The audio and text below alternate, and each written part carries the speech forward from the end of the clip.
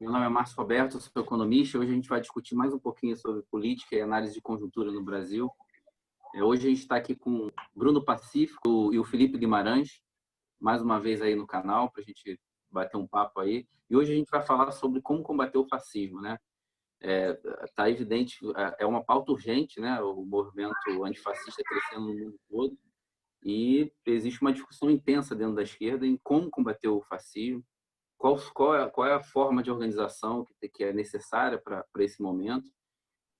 Há uma discussão em como formar uma frente ampla, uma frente de esquerda, algumas nuances dentro dessas estratégias de luta. E a gente vai pautar um pouquinho, tentar apresentar alguns pontos aqui para esse debate, né? Como sempre eu faço aqui, a gente uma pequena síntese como é que está a conjuntura, né? Para a gente discutir como combater o fascismo, a gente tem que discutir se há ou não, ou como está o processo fascista no Brasil, né? O que é o fascismo? A gente vem do aprofundamento de uma crise pública, como eu também sempre falo nos vídeos aí, sempre tenho apresentado, um entrelaçamento de uma crise sanitária, política e econômica. Do ponto de vista político, a gente tem o aprofundamento das contradições entre direita e extrema-direita, com a saída do Moro do governo Bolsonaro, rachando a base de apoio do governo, tendo que fazer o governo, enfim, repensar algumas narrativas que ele tinha, o símbolo da justiça, uma série de elementos assim que se complexificou com a saída do Moro do governo. O presidente continua com um movimento de apoio a movimentos antidemocráticos, ele continua insistindo na tese de que o país é ingovernável, luta contra as instituições, há uma tensão constante entre os poderes, né? O STF sendo encurralado, tendo que tomar alguma atitude ao mesmo tempo. Se tomar uma atitude, tem o risco de tomar um golpe.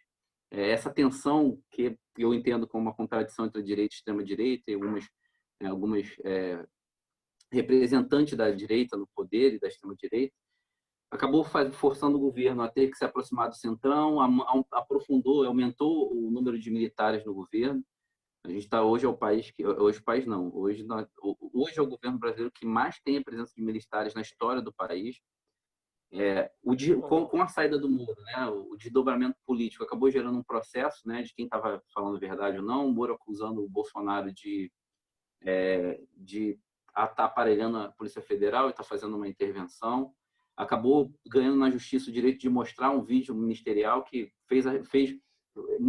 deixou nu a forma como o governo lida com a questão nacional, o quanto o governo, por exemplo, não está, por exemplo, o Paulo Guedes afirmou categoricamente que ele não está preocupado com as pequenas empresas, ele acha que só vai ganhar dinheiro salvando as grandes empresas. Tem a fala do ministro da Educação lamentável, dizendo que vai prender os ministros do Supremo, um total, enfim, um descalabro completo. O ministro do Meio Ambiente falando que vai passar a boiada. Então, é dentro desse contexto do aprofundamento da crise política que a gente vai discutir um pouquinho essa tensão que está chegando no limite, chegando no paroxismo, na verdade, né? Agora a imprensa descobriu agora o William Bonner descobriu o que é o fascismo, né? Está sendo ameaçado.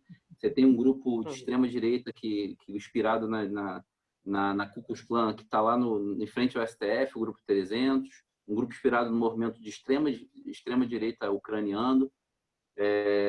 Enfim, se deflagrou operações contra o governador Witzel, ao mesmo tempo que a Polícia Federal faz uma operação contra a rede de fake news do governo, e o Bolsonaro sendo encurralado e sempre dobrando a aposta. Então, essa que é a nossa conjuntura.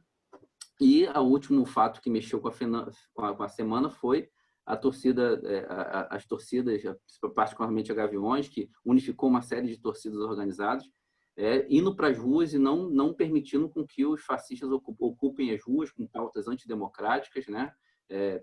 E isso gerou um desconforto tremendo, porque a direita estava com o monopólio das ruas, isso quebrou o monopólio das ruas da direita. E é isso.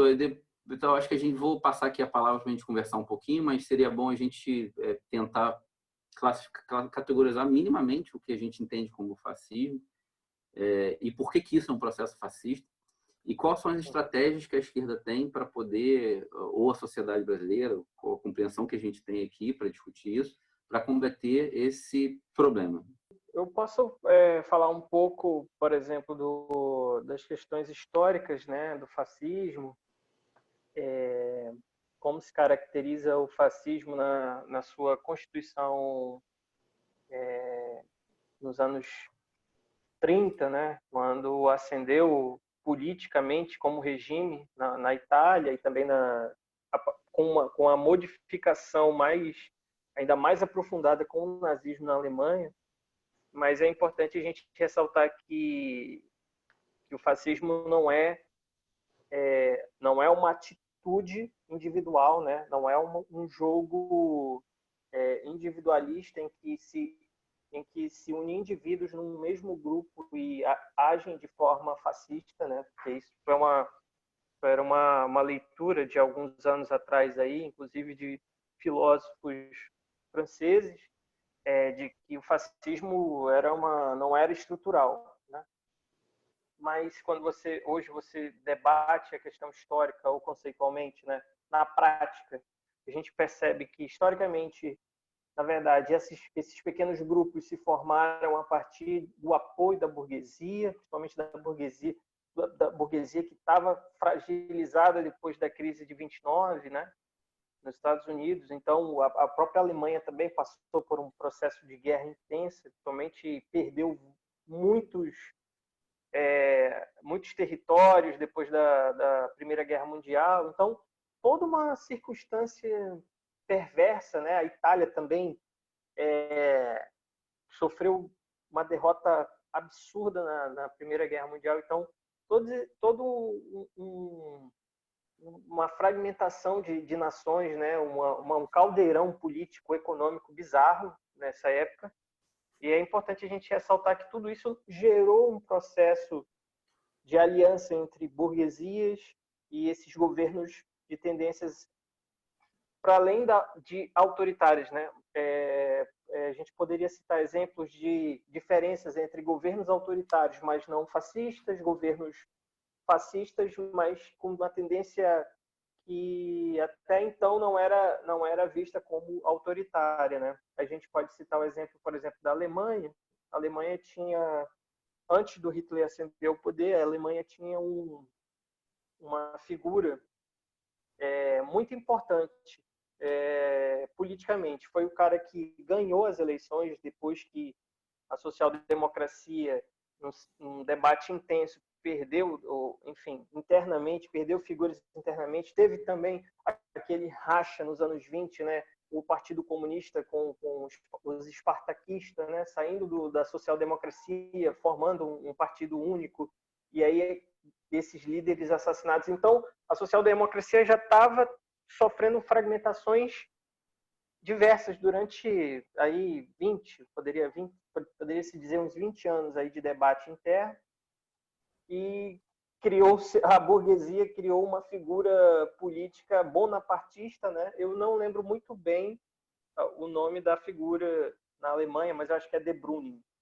Essa figura foi uma figura bastante nefasta, foi um cara que perseguiu jornalistas, foi um cara que se enfrentou com a classe trabalhadora na época para fazer ajustes que a burguesia estava pedindo. Mas, por incrível que pareça, o De Bruyne foi um cara autoritário, né? Fechou o regime, a democracia sanfonou um pouco mais para dentro, e o De Bruyne não conseguiu implementar todas as medidas que a burguesia queria. E quando o Hitler ganha as eleições e ascende ao poder, o Hitler então persegue e tenta cumprir todas as medidas que a burguesia estava tentando implementar, e principalmente aniquilando fisicamente seus opositores, né? No caso, o próprio De Bruyne, que era um cara autoritário, também foi perseguido pelo Hitler, para vocês terem ideia da dimensão política bizarra. Então, assim, o que a gente poderia dizer mais ou menos do fascismo que é um regime, né? É um regime que substitui a democracia burguesa, né? A democracia que é um regime da burguesia, mas que no momento em que se fervilha e se aprofunda a crise econômica, a crise política, esse regime é fechado e se abre um novo regime, que é, então, portanto, o fascismo, que é autoritário. Sim. Né? Aí a gente poderia fazer um debate. Bem, a democracia burguesa também, no seu momento de crise econômica e política, também é autoritária. Mas com o fascismo, a tendência é pior. Assim, é uma coisa absurda. Assim, você mata a classe trabalhadora. Você fecha sindicato matando os líderes sindicais. Então, acho Então, que tem uma... deu tempo aí. Vai encerrar. Deu tempo? Tá bom. Tá bom. Não, pode concluir. Conclui pelo menos. Tá bem? Não, então, que eu acho que assim, eu acho importante, só para concluir, eu já estava concluindo, é que a social-democracia, com uma tendência de disputas internas, parlamentaristas, com uma tendência de sempre buscar o reformismo político, acabou perdendo o espaço acabou dando espaço para uma figura nefasta, e que depois essa mesma figura nefasta foi perseguida por uma figura ainda pior, ou seja, é o aprofundamento do abismo, assim, é o abismo do abismo. O fascismo é uma coisa absurdamente assim, terrível. Assim. Então, tem diferenças e a gente pode debater um pouquinho isso no decorrer do porque qual essa diferença que você coloca entre o fascismo, a violência do fascismo e a violência da democracia burguesa liberal? É isso que você vai falar em seguida, né? Uhum. Então, aí se o fascismo ele é diferente da democracia que a gente vive, óbvio que ele é diferente. Mas o antifascismo que tá na boca de todo mundo agora nesse momento, ele sem dúvida nenhuma não é nada liberal. Esse tipo de luta antifascista com uma frente liberal, ele é uma contradição. Ele não existe, não se articula, porque o antifascismo é uma revolução social, ela tem combate à extrema-direita, ela tem combate aos donos do capital, e não só os fascistas liberais, né? Se combate à extrema-direita, né? Porque o fascismo, pelo que eu entendo do fascismo, ele não é só uma política, né? Uma agenda, né? Ele é uma organização de massa. Isso. Né? Ele é articulado com o grande capital, ele é articulado com a burguesia, ele é articulado com a pequena burguesia. A gente não pode esquecer que essa galera que não detém os meios de produção, que não é dona da fábrica, mas que vai para a rua para pedir a intervenção militar. Vai para a rua para pedir. Aí, quando a população vai para a rua pedir a intervenção militar, aí você vê realmente o risco do fascismo. E sempre com aquele discurso de regeneração econômica, de combater a violência, de combater o crime, de combater a corrupção, buscar uma unidade nacional, que no fundo quer fazer o quê? Né? Acabar com o conflito de classe que existe, né? De uma forma autoritária, né? Sempre esse discurso de superar os conflitos de classe em nome dessa unidade nacional, e impor, né? Um líder, né? Que aí é carismático, né? É violento, mas ele é engraçado, ele é violento, mas parece o tio do churrasco, faz piada com esse cara, mas ele é o Messias, né? Ele é o Salvador. É muito assim, realmente a gente está num cenário que, quando eu vi o pessoal indo de tocha na manifestação à noite, né? Quando você vê o pessoal acampando na frente do Planalto, você vê que está tão desqualificada a política institucional que óbvio que ia entrar uma questão dessa. Assim, as pessoas estão prevendo isso há muito tempo, né? Não é de agora. Né? Por isso que a gente não pode aceitar que chegue do nada, né? Como o Márcio falou, né? O William Bonner, né, descobriu o que é fascismo, né? Então, não pode aceitar um sequestro do antifascismo, da luta antifascista, porque ela é uma luta contra a extrema-direita. E que está há muito tempo fazendo essa desqualificação da política institucional. Está há muito tempo minando todas as instituições do Brasil. Não é de novo, assim. A gente está tendo, o Brasil está sendo sugado de uma forma assim sistemática, né, há anos, né? Então a crise institucional ela gera um desespero na população e o senso comum é cooptado por esses argumentos da extrema direita. Então, eles estão fazendo isso há anos. A extrema direita está há anos pegando a população com todo esse discurso da segurança, da corrupção, né, de uma unidade nacional que vai resolver tudo. E, de repente, o fascismo vem, não, agora nós somos antifascistas. Quem foi que começou a falar que partido político, né, não devia existir, que não deveríamos ter um partido, deveríamos ser únicos? O Brasil, né, precisa de um político que não feche com a política, que seja um empresário. Foi a própria direita que fez uma desqualificação dos partidos políticos. Um país sem partidos políticos fortes é um país entregue ao fascismo. Um país só está ali, esperando uma crise econômica aparecer, né? As pessoas que não acreditam em partido, que nem entendem que não tem como ter uma democracia sem partidos, né? Então, a gente está agora tendo que lutar com a cooptação contra a cooptação da palavra antifascismo, da missão antifascista. Eu acho que é muito importante, porque virou uma pauta do liberalismo. Eu queria saber o que vocês acham disso tudo que eu falei. Sim. Dá uma pausa aí, Felipe. Uma pausa.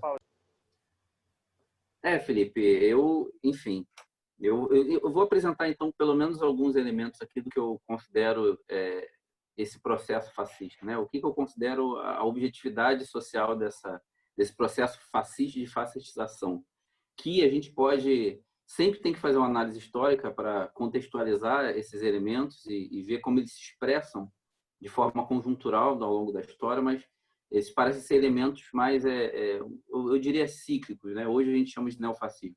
Acho que é bom a gente tentar entender elementos objetivos e subjetivos do processo. Do ponto de vista objetivo, o aspecto objetivo, né?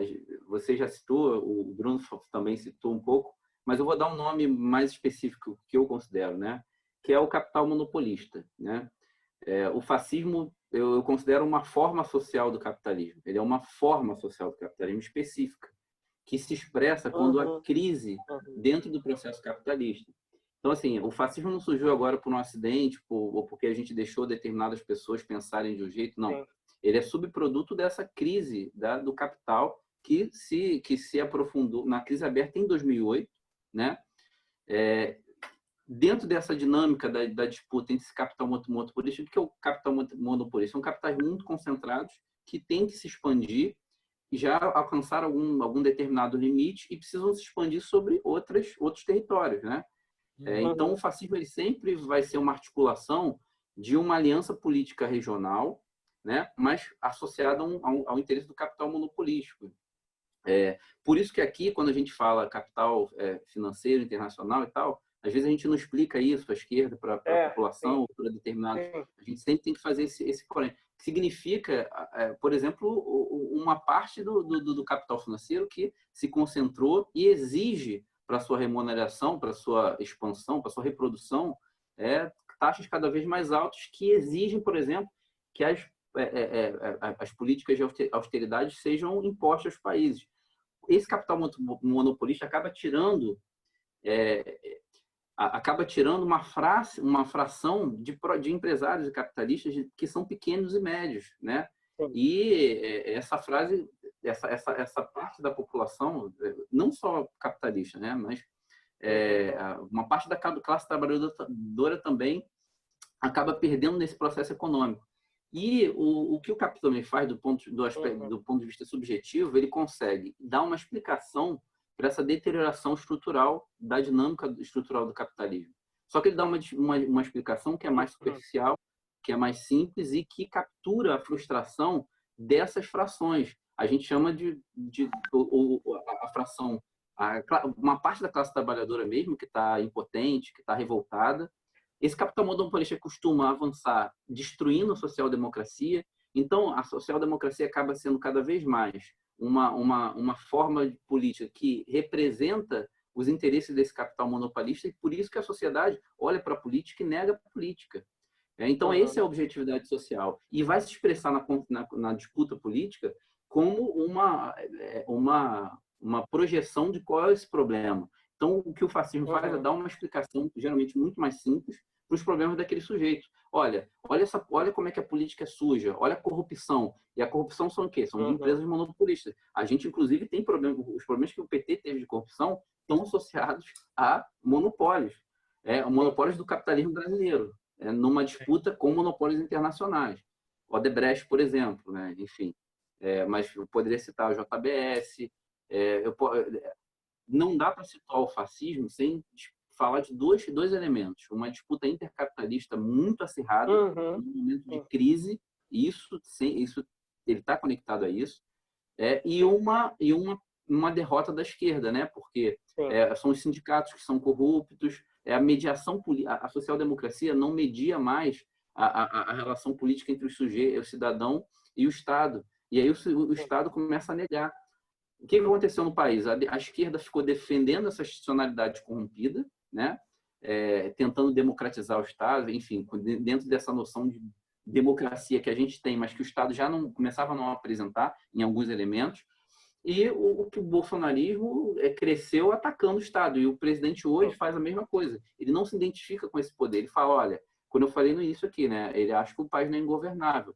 Essa social-democracia corrompida pelo capital monopolista é contra eles que nós estamos lutando. E aí ele se identifica com a parte, frações da classe trabalhadora que estão impotentes, faz uma inversão das opressões. Então, não é mais o racismo.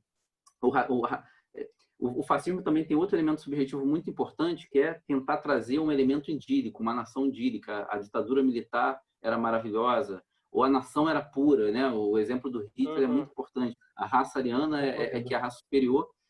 A esquerda corrompeu alguma coisa muito pura. Então, é uma coisa meio até infantil, né? Mas esse é o aspecto subjetivo. A gente tem que lembrar desse elemento.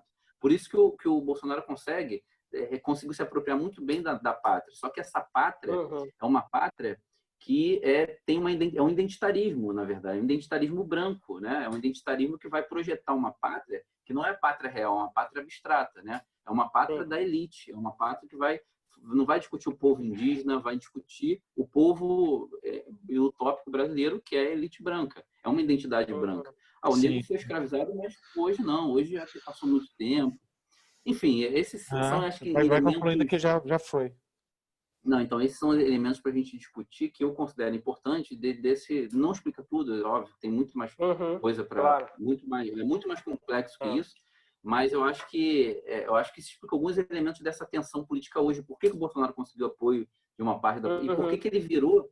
Não, eu preciso falar só de uma coisa, essa é muito importante. Em 2010, antes da crise, a gente se projetava como um país que ia ser o país do futuro. O país que estava entrando, avançando entre as economias do mundo, né? Chegamos a ser a 7ª economia do mundo, uma projeção assim, de que a gente explodir.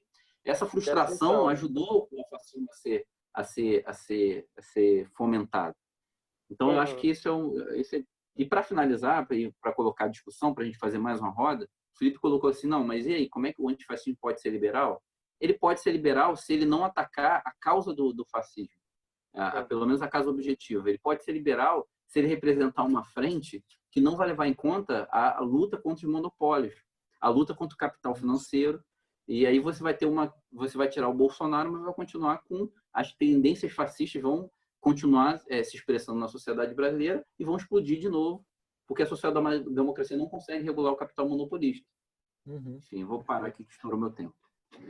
Eu acho que eu poderia pegar o gancho aí, Márcio, porque foi muito bom esse arco, né, que a gente fez, porque eu falei do momento histórico, o Felipe apontou uma, uma conjectura mais geral, né, no Brasil, e tu trouxe um elemento que é muito importante. Toda essa questão de que o Bolsonaro capitaneou, de ser antissistêmico, de criar valores nacionais que, na verdade, mascaram a intenção que ele tem de vender o país para o mercado internacional, principalmente para o imperialismo norte-americano, é interessante a gente fazer também uma crítica muito importante ao papel que a esquerda cumpriu nesse momento aí, né? De todo esse vácuo que o Bolsonaro pegou aí e embalou,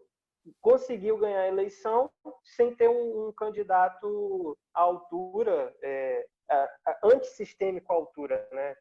Ter um candidato que falasse, olha, mas aqui realmente o Bolsonaro realmente está certo, o capital é monopolista, esse capital é corrompido pela social-democracia, e por isso a gente tem um programa socialista. Isso é um debate histórico muito importante, né? Porque o Brasil também teve esse momento, né, onde a social-democracia faliu, o fascismo triunfou, né? E isso é muito importante porque o Brasil, apesar de não estarmos num regime fascista, mas com um regime muito mais autoritário, né? Aquele exemplo que eu falei da sanfona, né? Que afunila mais para dentro, né? A sanfona mais para dentro. A gente está vivendo uma situação democrática assim, de rachadura, de ruptura, né? É importante que a gente ressalte, olha, nós não tivemos uma alternativa política para mostrar para a classe trabalhadora que a gente tinha um programa ou que a gente tem um programa, né? Por exemplo, questão do emprego. O emprego vem despencando desde 2011. Isso já estava sendo anunciado desde 2011 e estava sendo anunciado, olha, o país está passando por um momento de desindustrialização profunda. A gente precisa retomar. Mas assim, o que foi feito, né? O que de fato foi feito? E hoje a gente já está em 14 milhões de pessoas sem emprego, isso nos dados de 2018, porque se a gente for pegar os dados nesse momento de crise da pandemia, isso já ampliou assim em absurdos. É importante também a gente ressaltar que a falta de uma política, e eu nem digo de reformar, não, porque reformar o capitalismo é quase impossível, né? A gente sabe que o capitalismo não assim, não importa o que o intervencionista keynesiano tem a dizer, não importa, porque é isso. As estruturas mostram o contrário disso. Não tem como controlar esse capital hoje cada vez mais monopolista, cada vez mais para concentrar a renda e ganhar monopólio e derrubar as outras empresas, cada vez mais concentrar renda, o que gera o desemprego, né? Porque para concentrar renda você não pode distribuir renda, você não pode dar aumento salarial para o trabalhador, você não pode garantir mais direitos para o trabalhador, e por isso é muito importante isso que o Márcio falou, é muito, muito, porra, Márcio, é isso mesmo. A maneira como se constitui essa disputa intercapitalista no próprio capitalismo, numa situação de crise, é tão bizarra que a gente vê, por exemplo, o dono da Amazon sendo trilionário, em plena situação de crise, ou seja, comendo todos os capitalistas que estavam ao redor, tipo, comprando pequenas empresas, derrubando outras, enfim, e é isso, monopolismo, né? Ele gera um monopolismo, uma concentração de renda bizarra, e hoje temos um trilionário, né, em meio à pandemia. Trilionário? Rolou isso? O Jeff Bezos, sei lá como é que se pronuncia, eu acho que é Bezos. Ele chegou agora, ele vai acumular uma renda agora no próximo mês de 1 trilhão e não sei quantos. Ele vai ser o primeiro trilionário do planeta. Exatamente. Eu passo a palavra aí. Então, eu não tenho assim, nesse momento sobre isso eu não tenho mais nada tanto a dizer, a não ser que o capitalismo ele vai utilizar toda a sua expertise, que é gerar lucro em crises, né? Que é isso que o capitalismo faz, gera crises para gerar lucro, vai utilizar tudo isso que está acontecendo agora com a gente, pandemia, crise institucional, acerramento dos conflitos, tudo para poder impor cada vez mais um regime ultraliberal, né, de exploração. Então, assim, não tem muito para onde correr. Não tem muito para onde correr. Acho que a única garantia que a gente tem, mesmo de vencer a luta contra o fascismo, é realmente uma independência organizativa, sabe, estratégica, sabe, política, do proletariado, entendeu? Consciência socialista, entendeu? Tipo, é uma luta não dá para tem gente falando de antifascismo, falando de anticomunismo ao mesmo tempo, entendeu? Tipo assim, isso não vai levar a gente para um lugar legal, entendeu? A gente vai tirar... exemplo do Wilson Witzel, né, que falou que o Bolsonaro era um fascista, e é um fascista falando de outro fascista. Fascista, antifascista. Então, como é que a gente organiza uma luta contra o fascismo no Brasil? Então, tem aqui o do livro aqui que eu separei. Peraí. Então, enfim, poderia ler aqui, mas é uma ação firme e decidida do movimento popular e de seus partidos de vanguarda para agrupar em torno de si todas as forças atingidas pelo fascismo. Eu acredito nisso. Assim, eu acredito que a gente perdeu muito deixando essa narrativa antipartido, né, essa narrativa antipolítica, entrar no país. Assim. As pessoas acham que todo partido político é corrupto, então todo partido político não deveria existir. Isso é a cama do fascismo, né? Então, eu acho que a ação firme e decidida do movimento popular e dos seus partidos de vanguarda para agrupar em torno de si todas as forças atingidas pelo fascismo, através do partido, através do movimento popular. Então, acho muito interessante esse movimento da Gaviões da Fiel. É muito, muito mais importante estar lá junto com eles do que estar na manifestação dos 70%. É muito mais importante estar no movimento popular. Muito mais importante agora a gente estar atrelado ao movimento popular e na militância. E eu acho que não tem mistério. Assim.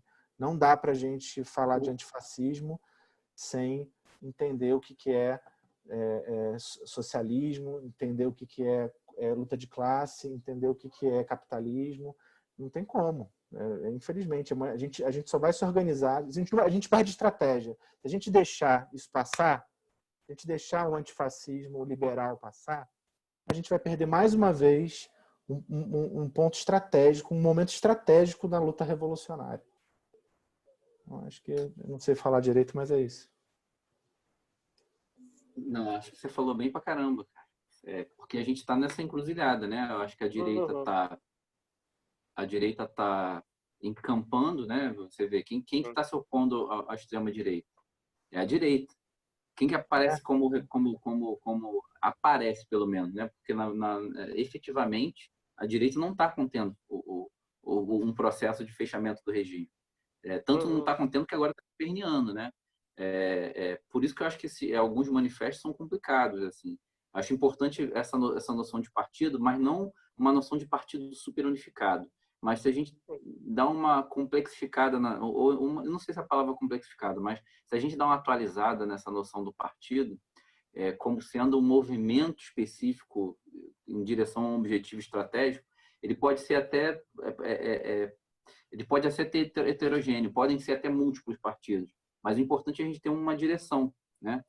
E não necessariamente só se unir contra o fascismo. As pessoas têm que entender que aquela máxima lá, aquela frase lá do Lenin, lá, que acho que o Alexandre, amigo meu, falou comigo ontem, que é tipo, golpear juntos, mas marchar separados. Não tem que ter unidade nacional porra nenhuma, entendeu? Não tem que ter, não é isso. A questão é unidade de ação. A unidade de ação é golpear junto na mesma hora, mas apoiando os movimentos populares, locais. Golpear juntos, mas marchar separados. Essa é uma frase do Lenin que o próprio Trotsky utilizou na época do regime fascista em ascensão, tanto na Itália quanto no nazismo, quando ele analisou isso, né? Bruno, como é que você vê aí essa ideia de frente ampla, frente de esquerda, unidade de ação? Como é que está aí? Como é que você está vendo isso dentro da esquerda? Como é que você está vendo aí o que você falaria para quem está aí assistindo a gente? Como é que está mais ou menos o movimento dentro da esquerda? Eu vou, assim, pautar, por exemplo, algumas questões que eu acho importante ressaltar. No período das eleições, antes das eleições até, já se tinha uma frente ampla sendo construída, né, por alguns partidos de centro-esquerda, mais liberais, por exemplo, o PDT, o PSD, o PT, o PCdoB, faziam parte dessa frente, mas nunca foi popular, né? Era uma frente que se dizia Frente Ampla Popular Brasileira, mas que nunca se popularizou na base, né, dos trabalhadores, nunca esteve aí angariando debates em torno dentro dos sindicatos, em torno dessa questão dessa plataforma. Mais de uns anos para cá, né, principalmente depois da vitória do Bolsonaro nas eleições, né, já teve muita mobilização acontecendo desde então. Os partidos de esquerda que antes se colocavam como separados, hoje já debatem um pouco melhor o nível da conjuntura em conjunto, né? A gente pode falar aí, por exemplo, há 2 semanas atrás o Contra Poder fez um grande encontro. A Contra Poder, na verdade, não, foi a Esquerda Diário, né? Fez um grande encontro entre o pessoal do MRT, né? O PSOL, o PSTU PSTU, PSOL e MRT, debatendo as questões nacionais. E dentro desse debate tem aparecido, né, não só nesse, mas em outros debates, também tem aparecido uma intenção de diálogo com essas forças de esquerda que estão dentro dos sindicatos, que estão nas principais centrais sindicais. Por exemplo, a gente pode falar a CSP com Lutas, por exemplo, que é uma central sindical bastante importante agora, no momento de luta. Foi o que rompeu lá no 1º de maio, se retirou, se retirou, na verdade, não, pautou as questões da classe trabalhadora sem se unificar com os patrões, por exemplo. Teve uma chamada da CUT, né, para que o Alcolumbre, o Maia, o Witzel participasse ao lado do Fernando Henrique Cardoso, Lula, enfim. Sim. No 1º de maio, né, juntou a classe trabalhadora com os patrões, aí é absurdo, né? O pessoal se retirou disso, a Povo Sem Medo também, que é do Boulos, também se retirou, enfim. Foi uma coisa estranha, né? Chamar essas figuras, enfim, para debater as questões do trabalhador, meio complicado. Mas aí teve o 1º de maio aí já, com a classe trabalhadora unificada, né, com a CSP com lutas, com lives o dia inteiro, mostrando todas as pessoas que iam falar. Enfim, então, aonde eu quero chegar com tudo isso é que teve uma modificação nessa questão. As pessoas estão dizendo ainda que a esquerda está desunida. Isso não é verdade, né? Não é verdade. A gente tem vivido hoje muito mais do que uma frente ampla, muito mais do que isso. Hoje temos mais unidade entre as categorias, temos mais unidade entre os partidos de esquerda, mobilizando a classe trabalhadora na rua, mesmo com a derrota da contra-reforma da Previdência, que foi um problema naquele momento, porque a CUT nem a CUT nem a CGT mobilizaram para as ruas contra as reformas, né?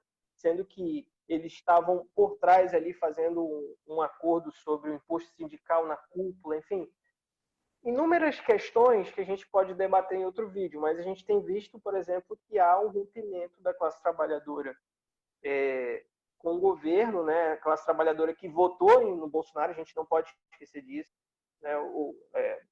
Algumas categorias votaram em peso, os Correios, muita gente votou em Bolsonaro, os garis votaram em Bolsonaro, Mas isso é uma parcela, apesar de ser uma parcela grande, existe ainda uma disputa interna dentro dessas categorias, e hoje a categoria tem sido disputada aí pelos partidos de esquerda e discutindo nacionalmente um programa. A Contrapoder é um exemplo disso, né? Discutindo um programa possível da classe trabalhadora para a classe trabalhadora, para derrotar o Bolsonaro, sem entrar naquele negócio de abstracionismo, assim, vamos retomar os debates e as pautas que a esquerda abandonou porque perdeu o lugar. Não, é isso, entendeu? Hoje já não se debate mais abstrações. Hoje a gente está pensando, bem, a gente precisa unificar a classe trabalhadora para enfrentar o Bolsonaro, porque senão a classe trabalhadora vai morrer de fome. É isso, vai perder emprego, não vai ter renda, as pessoas ou vão morrer de Covid ou vão morrer de fome. Hoje tem mais mobilização, né? Não sei se vocês estão acompanhando aí, mas já tem há 3 semanas mobilizações em todos os locais aí, o pessoal da saúde pedindo mais investimento em saúde, né? Fazendo ato, inclusive em Brasília, em que um bolsonarista agrediu uma funcionária, uma enfermeira, né? Então, está pipocando essas mobilizações. É muito importante ressaltar que essas mobilizações estão sendo organizadas pela classe trabalhadora, né? Não é por um partido que está por trás, manipulando ali. Não, de fato, a classe trabalhadora está mobilizada. Numa situação de pandemia, estão nas ruas. É muito importante ressaltar isso. E hoje há uma discussão mais ampla sobre como unificar todas as pautas de todas as categorias e como isso pode ser um reflexo, inclusive, para derrotar o governo e os programas e os projetos do Guedes, do Mourão e do Bolsonaro. Isso é interessante, isso é muito interessante, porque a gente sempre cede como esquerda, nessa hora de todo mundo junto, a gente sempre cede as nossas pautas, né? Por que não é o liberal que não cede e pede fora Bolsonaro junto com fora teto dos gastos, junto com, né, fora a reforma da Previdência? Então é muito bom essa saber que está acontecendo isso daí. Muito feliz. Eu acho que a gente poderia fechar aí. Vamos fechar então. Foi muito bom aí ver você, Bruno. Felipe também contribui muito. Infelizmente, a gente precisou passar por tudo isso para poder chegar a essa pauta concreta, né? Mas antes tarde do que nunca. Vamos continuar em luta para organizar a luta política em defesa da vida, porque eu acho que a discussão do fascismo é isso, né? Não dá para a gente igualar um movimento que nega a vida do outro, nega a vida de parte da população brasileira, e um movimento que está lutando contra as opressões. Então é isso aí, gente. Muito obrigado se chegou até aqui acompanhar a gente. Se você gostou, curta, por favor, o canal e ative o sininho aí.